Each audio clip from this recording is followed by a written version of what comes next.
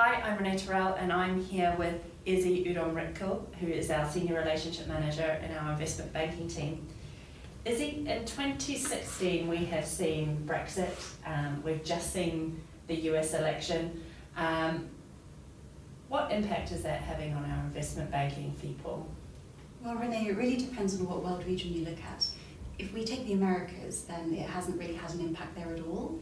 Americas is taking 55% of the 2016 year-to-date global fee pool, which is meeting expectations. Americas typically takes just over half of the global fee pool. Mm-hmm. On the other hand, if we look at EMEA, we're seeing a completely different story. EMEA is making up a record low 22% of the global fee pool here. And traditionally, we would expect EMEA to come in at around 30%. And then on the other hand, if we look at APAC, we're actually seeing some growth. So APAC, we're seeing 6 percentage points above what it would usually take of the global fee pool. So traditionally, it would take around 15%, and this year to date, it's taking 21%. Right. So EMEA is the region that's had a negative impact from some of these macro events. Why do you think that is?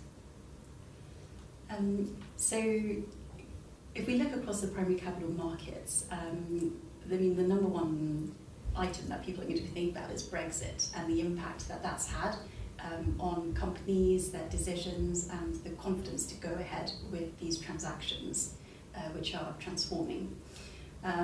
If we look across the primary capital markets, then the area that's really been most affected is the equities market.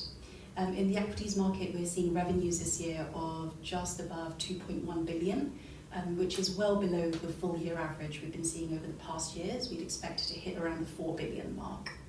And generally, due to the macroeconomic volatility, we've seen e.c.m hit the hardest. And the impact we've seen there is that there's been fewer IPOs. When it's a time of volatility, investors will not have as much appetite, and as a result, issuers will not have as much confidence in their aftermarket performance. So we're seeing a low number of IPOs as a result. Right. Thank you, Izzy. Thanks.